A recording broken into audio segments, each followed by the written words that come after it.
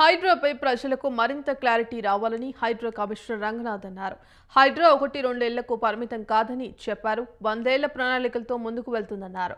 ప్రస్తుతం 6 చెరువులు అభివృద్ధి చేస్తున్నామన్న రంగనాథ్ సిఎస్ఆర్ పేరుతో కొందరు ఆక్రమించుకోవడానికి ప్రయత్నించారన్నారు.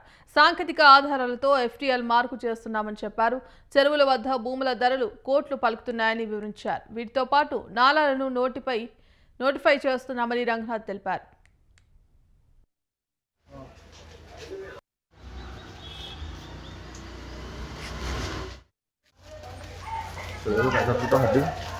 Sekarang ya? Inu nanda ke baik. Mana kayak ga?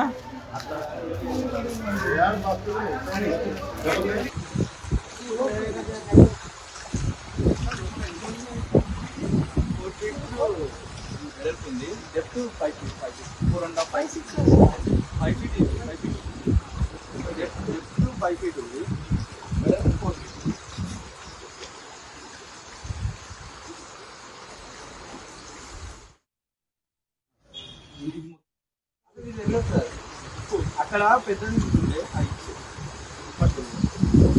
అది ఓపెన్ గా ఒకవేళ వాళ్ళు అలా తీసుకెళ్తే ఇక్కడ నుంచి మేము కూడా ఓపెన్ పర్మనెంట్ సొల్యూషన్ మనకి ఎంతో ఇక్కడ తిరిగి నాతో చెప్తే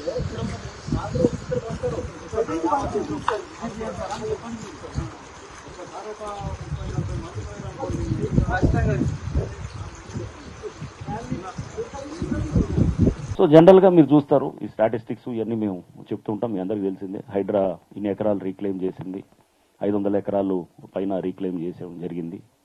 అండ్ చాలా చెరువులు కూడా మీరు చూస్తున్నారు. ఏ చెరువులు అయితే కనుక మేము డిమాలిషన్ చేసినప్పుడు పెద్ద ఎత్తున రెసిస్టెన్స్ ఉందో, ఇప్పుడు ఆ చెరువులు చూస్తే అక్కడ పబ్లిక్ పెద్ద ఎత్తున కూడా అక్కడ స్వాగతిస్తూ ఉన్నారు అన్నమాట. సో అంటే జనరల్గా అయితే this is resistance to change అనేది జనరల్గా పరిపాటి. అది దాంట్లో ఇదేం లేదు.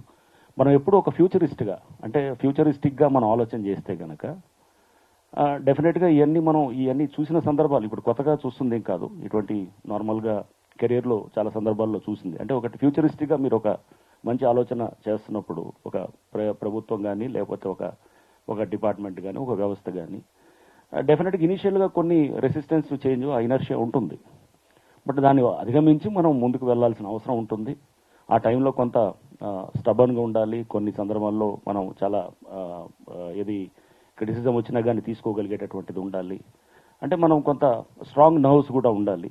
ఇవన్నీ కూడా మా వాళ్ళందరూ కూడా నిత్యం చెప్తూ ఉంటారు. సో జనరల్గా మీరు చూస్తారు ఈ స్టాటిస్టిక్స్ ఇవన్నీ మేము చెప్తూ ఉంటాం. మీ అందరికీ తెలిసిందే. హైడ్రా ఇన్ని ఎకరాలు రీక్లెయిమ్ చేసింది, 500 ఎకరాలు పైన రీక్లెయిమ్ చేసేయడం జరిగింది. అండ్ చాలా చెరువులు కూడా మీరు చూస్తున్నారు. ఏ చెరువులు అయితే కనుక మేము డిమాలిషన్ చేసినప్పుడు పెద్ద ఎత్తున